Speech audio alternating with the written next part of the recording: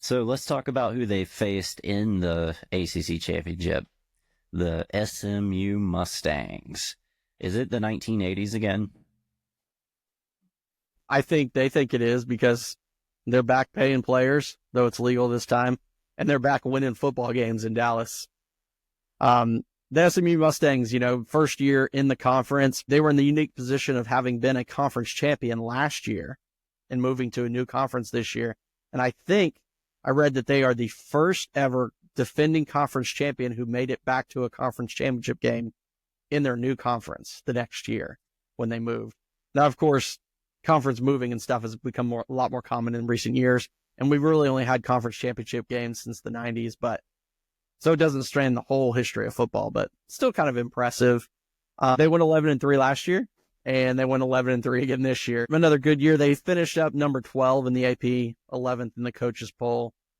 But another great season for Coach Rhett Lashley. He's had nothing but success since he's been there. They won a conference last year. They made the playoff this year, losing in the conference championship, but making the playoff this year. So they were projected to finish 7th in the conference coming into the season. So it wasn't like people expected them to be horrible their first year in the ACC, but they really were set up nicely because their schedule was so weak. Well, that and they have a rising star, maybe, in Kevin Jennings. Yeah, who was not the starting quarterback at the beginning of the year. He played really, really well. And they had some star players, at the running back position. They had Brashard Smith, who had 1,200 yards and 14 touchdowns, and linebacker Kobe Wilson, who had 110 tackles. So they had some star players, on the team. And it was really, really kind of fun to watch them introduce themselves because most of the country, what we know about SMU, we know from Pony Excess, that 30 for 30 that came out, a few years ago, and the death penalty. And that's it. That's all people talk about SMU. They were a once proud, program that has a history. And for 30 years, they didn't do much. And it is kind of fun to see them kind of coming back onto the national stage. Yep, SMU returning from the dead. Yeah, that's for sure. But at the end of the day, like I said, they did have a really weak schedule. And they did lose all of their games to everybody they played that was ranked. They lost to BYU, they lost to Clemson, and they lost to Penn State. So awesome to make the ACC championship, but after the season and after they kind of got beat up in the playoff, lots of people were like, oh, did they really deserve that spot more than Alabama? They're kind of a catalyst for a lot of that discussion about playoffs and automatic bids and all that jazz. So for SMU, this was an awesome season. Don't get me wrong.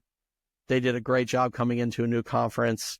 And you can only play the schedule that you have, much like when we talked about Indiana. But to say that they're ready to be a true player, they're not there yet. But this is Texas, and they have oil money. So be on the lookout for them on the rise in the next few years. Yeah, I really enjoyed the success SMU had this year, just seeing them come back from the death penalty and, made lots of jokes throughout the year about, the fighting Craig Jameses. So who knows? Maybe they get another Eric Dickerson level running back recruit at some point. We'll see. But because like you said, they got money there. We all know that. We've seen it. They just haven't in the past. They haven't spent it on football in a while because they couldn't. But now that they can again, it wouldn't surprise me, like I said, if they continue to build, especially being in the ACC now. They're the only team in the ACC from the state of Texas, so they've got a whole market there. Well, just touching back on their schedule. Yes, they did have a fairly weak schedule, but when you have a chance to beat ranked teams, you need to beat them. And the teams that they lost to were very beatable. BYU, they got beat a lot, or a decent amount, but they were ranked at the time, and so given that, and mix in the success, I thought it was a good season for them. I was rooting for them. So I gave them a B plus. Yeah, I was very much impressed. I was a little critical on their schedule, but like I said, you can only play the schedule you have. I gave them an A minus. As a defending conference champion and moving into a new conference and still making the playoff, I thought it was an awesome year for them. So I don't think their expectations were that they were going to come in and immediately compete for even the conference championship. So to me, they probably exceeded that. So like I said, I gave them an A minus. Yeah, for me, if they would have won the conference championship, I probably would have been in the A level. Yep. But alas, they get a B plus from your boy Burl.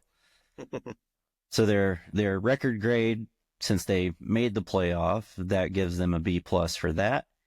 And so the 2024 grade for SMU by the Nitro Show is going to be a B plus.